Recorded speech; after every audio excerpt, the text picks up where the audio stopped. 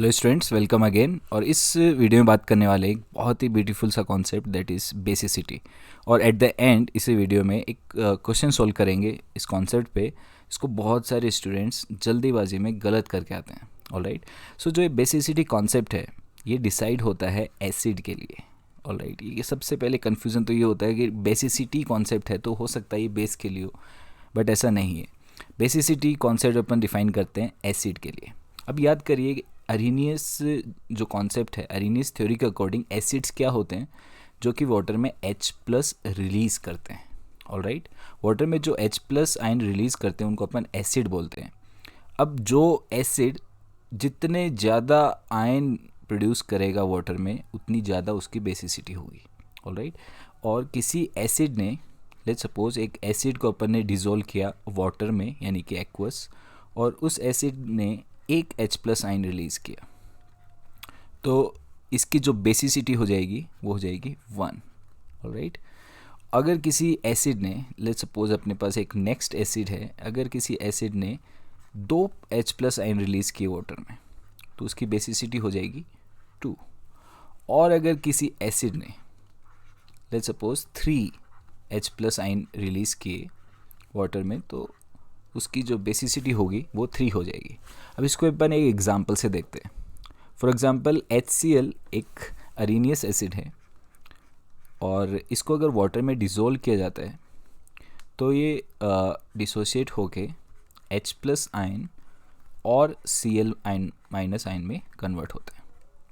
तो क्लियरली अपन देख सकते हैं कि जो HCl है वो एक H प्लस रिलीज़ कर रहा है और इसीलिए इसकी जो बेसिसिटी होगी HCl की 1 होगी। और इसीलिए HCl को एक और नाम से भी अपन बोल सकते हैं, that is this is a mono basic acid. This is a mono basic acid and why, because ये एक H प्लस रिलीज़ करता है, उसकी बेसिसिटी 1 है।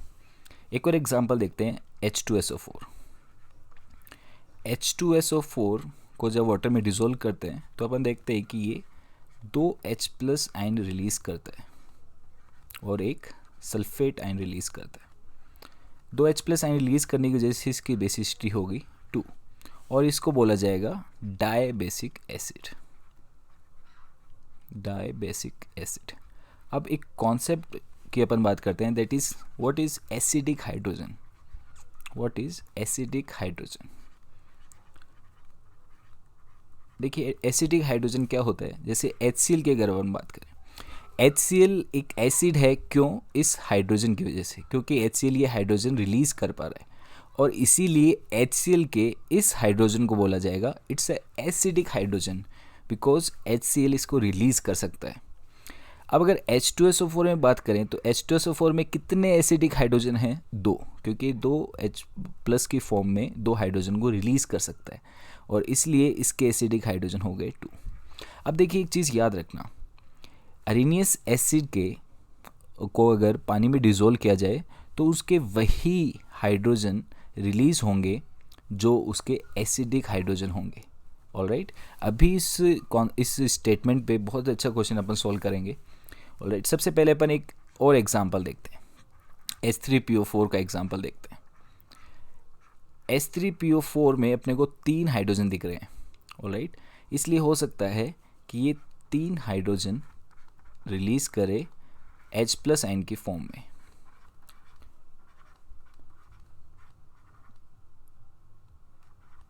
और इस तरीके से एक फॉस्फेट आयन भी रिलीज़ होगा। अगर ये 3 H प्लस रिलीज़ कर रहा है तो इसकी बेसिसिटी होगी 3 और H3PO4 को क्या बोला जाएगा? It's a try basic acid. It's a try basic acid. अब अपन ये भी बोल सकते हैं कि H3PO4 के पास जो एसिडिक हाइड्रोजन है वो कितने हैं? 3। इसीलिए 3 हाइड्रोजन को 3H प्लस की फॉर्म में रिलीज़ करके अपनी बेसिसिटी को 3 रख सकता है और इसीलिए इसको ट्राई बेसिक एसिड भी अपन बोलते हैं। अब देखिए, यहाँ पे H3PO4 का अगर अपन स्ट्रक्चर ड्रॉ करेंगे वहाँ से क्लियर होगा कि इसके पास में 3 एसिडिक हाइड्रोजन क्यों हैं।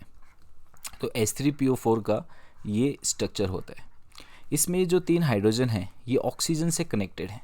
ऑक्सीजन एक हाईली इलेक्ट्रोनेगेटिव एलिमेंट है, इसलिए ये तीनों हाइड्रोजन एसिडिक हाइड्रोजन हैं और इसीलिए ये 3 हाइड्रोजन को अपने 3 H+ की फॉर्म में रिलीज़ कर रहा है और इसलिए इसकी बेसिसिटी 3 है।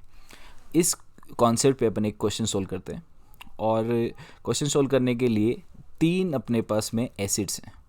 ऑलराइट, एक एसिड है H3PO4 जिसको अपन ने अभी डिस्कस किया, एक है H3PO3 और एक है H3PO2।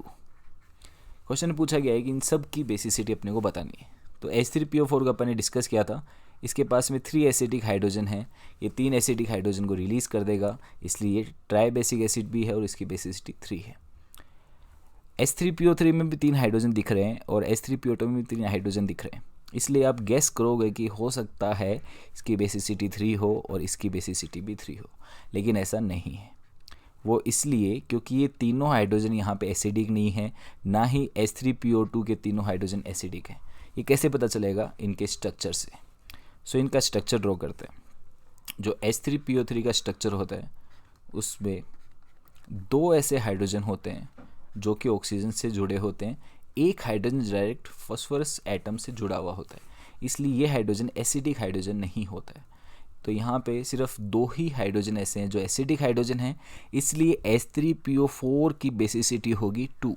H3PO4 को अगर वाटर में डिज़ोल्व किया जाए, H3PO4 को अगर वाटर में डिज़ोल्व किया जाएगा तो ये 2H+ रिलीज़ करेगा और एक HPO3 -2 आयन बनाएगा और इसलिए इसकी बेसिसिटी होगी 2। अब अगर H3PO2 की बात करें तो इसके लिए भी इसका स्ट्रक्चर ड्रॉ करेंगे। क्लियरली H3PO2 में 2 ऐसे हाइड्रोजन हैं जो फॉस्फोरस से डायरेक्टली कनेक्टेड हैं, दोनों एसिडिक नहीं होंगे, सिर्फ एक हाइड्रोजन एसिडिक हाइड्रोजन होगा। ये एक हाइड्रोजन रिलीज़ करने की वजह से इसकी जो बेसिसिटी होगी उसकी वैल्यू हो जाएगी 1 और इसीलिए ये एक मोनोबेसिक एसिड है। ये एक मोनोबेसिक एसिड है। H3PO4 एक ट्राइबेसिक एसिड है, H3PO3 एक डाइबेसिक एसिड है और H3PO2 एक मोनोबेसिक एसिड है। इस पे बहुत बार एग्ज़ाम में क्वेश्चन पूछे गए हैं, हर एक टाइप के एग्ज़ाम। याद रखना H3PO4, H3PO2 और H3PO3 के बारे में, इनके स्ट्रक्चर भी ध्यान में रखना, स्ट्रक्चर से रिलेटेड भी क्वेश्चन एग्जाम में पूछ जाते हैं। सो गाइज, आई होप आपको बेसिसिटी बहुत अच्छे समझ में आ गया होगा। नेक्स्ट कॉन्सेप्ट्स के बारे में देखने के लिए आप डिस्क्रिप्शन में जाके वीडियो का लिंक देख सकते हैं। This is it in this video. Thank you very much. I will see you later in the next video.